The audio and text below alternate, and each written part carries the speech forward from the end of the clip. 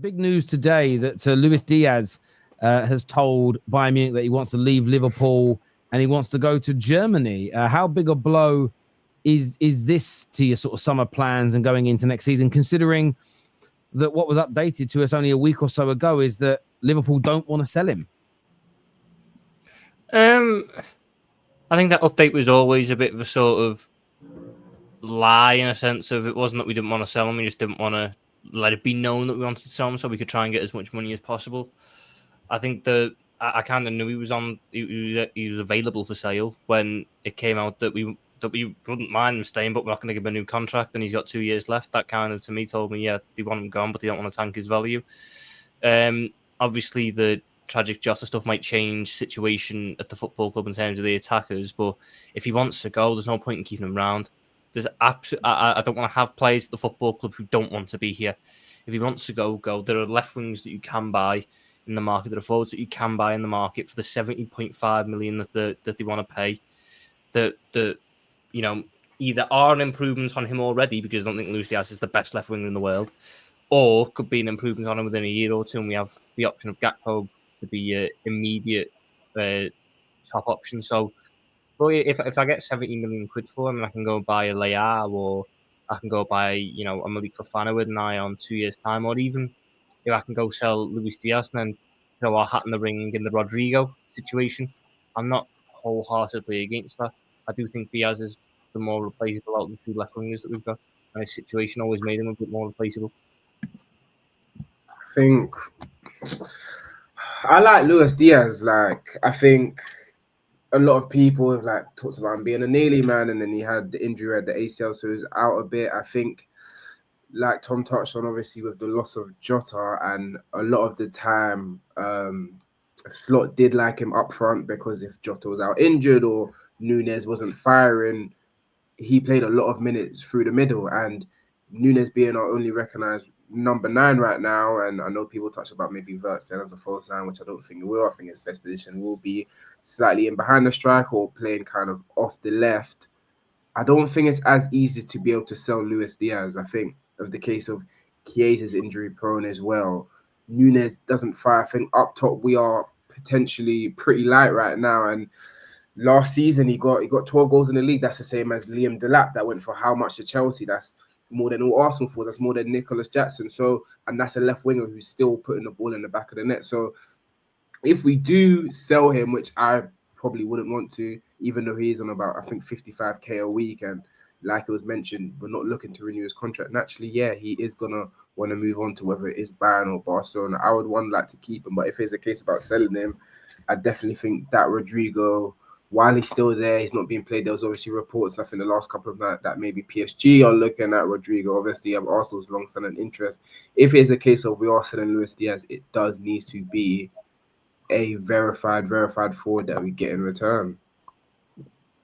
If you're going to sell him, you've got to run up that price as much as you can.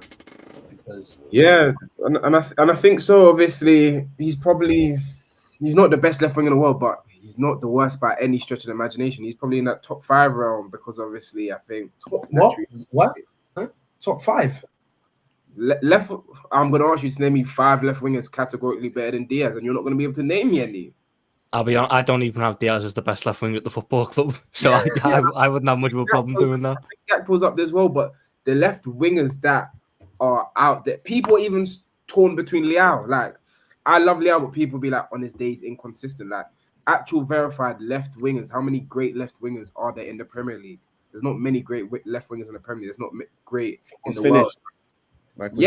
So replacing his Diaz, that's why he can go for that 70 mil. That's why Barca have approached. You got to take that money for a 28-year-old. Yeah. And you can reinvest that money into potentially a better player in whoever, like a Rodrigo or a Leao. I don't know who you're going for, but you can reinvest that money wisely. It makes sense to sell we missed the opportunity in January with Kvaratskhelia. We should have actually pushed really hard for Kvaratskhelia. That was the one that you missed, because I think there was always a sense of this was coming with Diaz. Kvaratskhelia is by far and away, in my opinion, the best left winger in the world. Then you've got your Vinicius's and your Rafinhas, if you want to count him. Rodrigo is a very good left winger when he gets to play there. Barcola, I thought, had a really good year last year as well. Leao, obviously, I think Leao's situation is just a case of if I'm looking at Diaz is inconsistent in a good team. Leao's inconsistent in a bad team. So what am I going to do when I translate him to the good team? I'm going to get more consistency, because if I get more consistency out of Leao and I can get him back to the levels that he showed the year that AC Milan won the title, the last time they were a consistent side, then all of a sudden I'm talking about one of the top 2 left wingers on the planet. So I'm going to take that gamble on Rafa Leao. Ultimately, though, there is the world where the club look at it and go, well, we don't need to buy this instant better now solution. We've got Cody Gakpo, who is 26, about to enter his prime years. We can afford to bring in a younger guy who's 22, 23, a couple of years away, just needs a bit of development in the right environment with some good senior pros around him, so that when in 2-3 years' time, when it might be time for Gakpo to move on or whatever, we've got the guy ready to step in then and you start that cycle over again. We've got options to do it, and 70 million quid gives you a lot of spending power to do it with. It's just, it'd be a little bit easier for us as someone with certain things that we need to get done if we were able to keep him around. But with kind of what FSG have done this window, Mark Edwards, give them the benefit of the doubt. For now, if you're going to sell Diaz, I'm going to very much assume you have a credible and suitable replacement for our aims and aspirations for the season. So, yeah, it'll be a miss, but it's not catastrophic. Also, did you see the news today about Konate as well? It looks like he's definitely going to go to Real Madrid. Konate, yeah, I love Konate, and to be fair to him, even when early on in the season it spoke about that we were close in extending his contract in like November, he came out just after during I think the Nations League period and said, "Don't believe what you see in it. I'll come and speak." And he didn't speak on it he's not spoken on anything directly with it. I don't know if it's a case of a bit of deja vu with Trent, but I'm going to give him that benefit of the doubt. Obviously, Virgil signed again, salary signed, and him seeing the money we're spending on Verts and all these players. I don't know if it's a case of, again, that Madrid cachet is just different. A lot of these players, if it's not Madrid or Barcelona, those are the teams you dreamed about playing when you were younger. But I saw the reports about Konate. I'm hoping that we can still get that contract signed, but I'd take a Konate contract renewal over a left winger signing. I think Konate is very, very important, especially if we're thinking Verge has 2 years, 3 years left at this top level and naturally to pass those reins. Getting Konate signed and suited for our future to carry on that strong spine is critical, especially with the covering you have to do with that right-hand side. I think if Frimpong's starting, Frimpong isn't the most defensively sound right back, and a lot of the work Konate does is covering into that channel. I think he's not just a plug-in player. Like, his role in our team and our back line is crucial. So praying he extends, but if it's to Madrid again. I wish Real Madrid would do one. I am sick to death of Real Madrid. Yeah. Go bully someone else's club. Go take Arsenal's players or City. It's always us. All I'm saying is that you are one of the only clubs that lets all your best players end up with 1 year left on their contract, and then Real Madrid are like, "Yo, do you fancy popping right?" Because I know they can't do that with my players. They're all on death row. So no one wants Cole at the back of Real Madrid, bro. No one's Cole. You're on the stage. You're on the stage, man. You're on the stage. That's not silly. The Honda dealership is safe. Don't worry. The entire dealership is safe. Let's not be and Disassi. Let's not be Cole Palmer still on my team. If they wanted Cole Palmer, they'd have to give me 200 mil. Kukurea is the best left back in the Prem. So let's not act like I ain't got players on my side. Let's not act like he just fouls people. It's gone too far. He just fouls people. We're talking about Real Madrid and Mark Cucurella in the same sentence here. Yeah, what Cucurella, the starting left back that won the Euros for that country, and you're gonna act like, come on, let's not be silly. We'll act like that. Let's not be silly here. Let's not be silly here. Let's not. Come on. Yeah, literally, best left back in the Prem. Why you not? Cole Palmer, 200 million. Caicedo, Andre Santos, your fan base love it. You lot should be challenging, innit? No, because I've got Sanchez in goal. I wanted to say something, but it's the wrong day for it. But I've got Sanchez in net. I think you said his name then like it was an insult. You Yeah. said no. Sanchez's name like it was an I was insult. going to say something. I was going to Sanchez. I've got Sanchez in. I've got Sanchez in net. That alone, he could kick it in his own net, and none of you would be surprised. That alone is its own issue. Okay, so let's not act like I've not got my own problems. My striker is like he don't save you a lot of the time as well. But he's not proven. But you're acting like I don't have players. I've got players. Otherwise, none of you would be saying I should be in a title race. So let's not act like it's.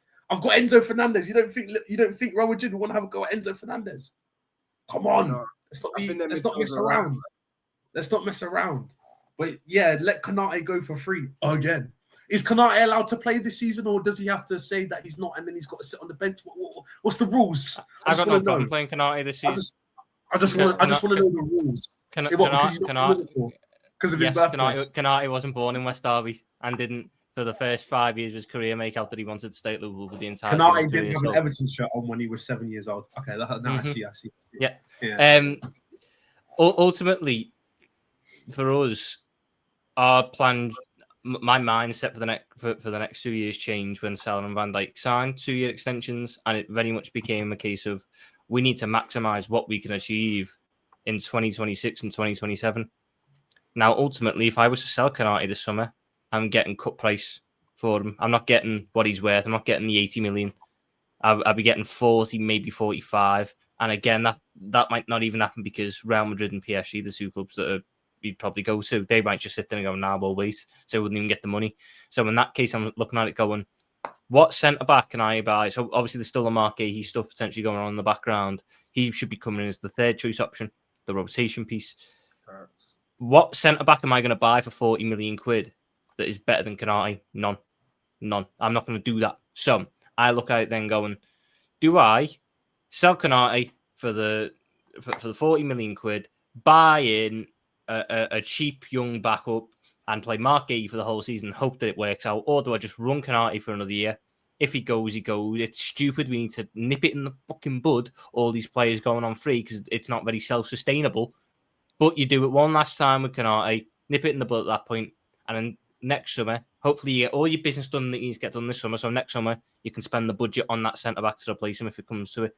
And keeping him means you do give yourself the option or the potential to get him to sign that new deal, because you don't know how these players' minds change. But we need to maximise what we can do across the next 2 years.